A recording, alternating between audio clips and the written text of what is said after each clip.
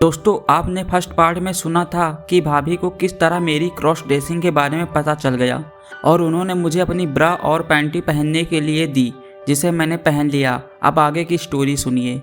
भाभी ने पूछा, अब क्या पहनोगे, साड़ी या घाघरा? मैंने थोड़ा सा सोचते हुए कहा, साड़ी पहनूंगी भाभी। भाभी मेरे सीने और हाथों को देखते हुए बोली, ठीक है, लेकिन ब्लाउज देखना पड़ेगा कि तुम पर फिट आएगा या नहीं। वैसे मैं कोई हट्टा कट्टा नौजवान नहीं था, मेरा बदन पतला दुबला ही था। लड़की बनने के शौक में मैंने अपने बदन को नाजुक भी बना लिया था। ब्लाउज भी फिट आ गया। फिर भाभी ने एक ब्लैक साड़ी जिस पर फ्लावर्स का प्रिंट था अपनी अलमारी से निकाली। अब भाभी ने मुझे साड़ी पहनाना शुरू किया। भाभी मेरे आंखों में देखकर बोली, आज तो मैं साड़ी पहनना सिखा रही हूँ, लेकिन आगे से खुद ही साड़ी बांधना सीखो। मैंने कहा, अच्छा मेरी प्यारी भाभी जी।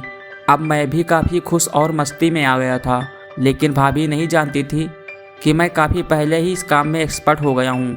साड़ी पहनने के बाद उन्होंने कुछ चूड़ियाँ मेरे हाथों में पहना दी। वैसे भी हम दोनों की कलाइयाँ एक जैसी थी। अब मेरे चेहरे का नंबर आ चुका था।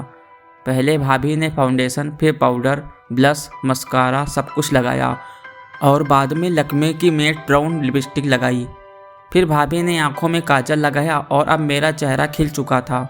अब भाभी ने मेरी अंगुलियों के नेल्स के ऊपर आर्टिफिशियल नेल्स लगाकर उनको लिपस्टिक की मैचिंग से पेंट कर दिया। नेल पेंट सूखने तक मैं बिना हिले डुले बेड पर एक कोने में बैठा रहा। भाभी ने कानों के लिए क्लिप ईयर रिंग्स की व्यवस्था भी कर दी।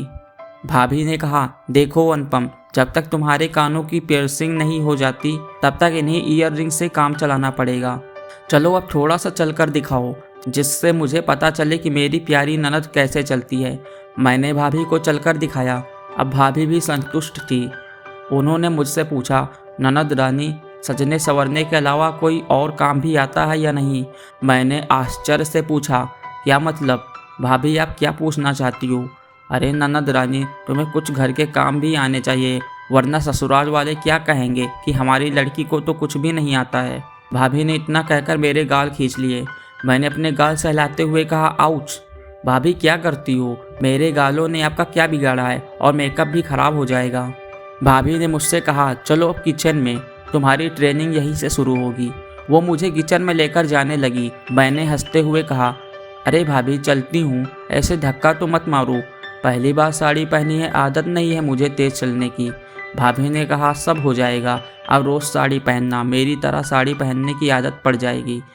फिर भाभी ने किचन में मेरे सामने सब्जी की ट्रे रख दी। भाभी ने मुझे ऑर्डर देते हुए कहा, चलो आज और अभी से सब्जी काटना शुरू करो, लेकिन ध्यान रहे काम सही से होना चाहिए, वरना। मैंने भी अपने हाथों को कमर पर रखकर कहा, वरना क्या? जिसे देखकर भाभी हंसने लगी और मैं भी हंसने लगा। सब्जी काटने के बाद में जब उसको धोने के लिए सिंक की ओर जा रहा था, तब मैंने अपना पल्लू कमर में लपेट लिया और अब चलने में भी कोई दिक्कत नहीं हो रही थी। भाभी बोली, आज मैं अपनी ननद को सबसे पहले सब्जी बनाना सिखाऊंगी। भाभी एक एक मसाले के बारे में बताती जा रही थी और मैं सब देखकर सीख भी रहा था। लगभग 1 घंटे में खाना तैयार हो गया। फिर मैंने किचन की साफ सफाई की और हम दोनों खाना लेकर डाइनिंग टेबल पर पहुंच गए। खाना खाते समय मुझे प्रॉब्लम हो रही थी, क्योंकि लिपस्टिक की वजह से खाना बड़े धीरे धीरे खाना पड़ रहा था।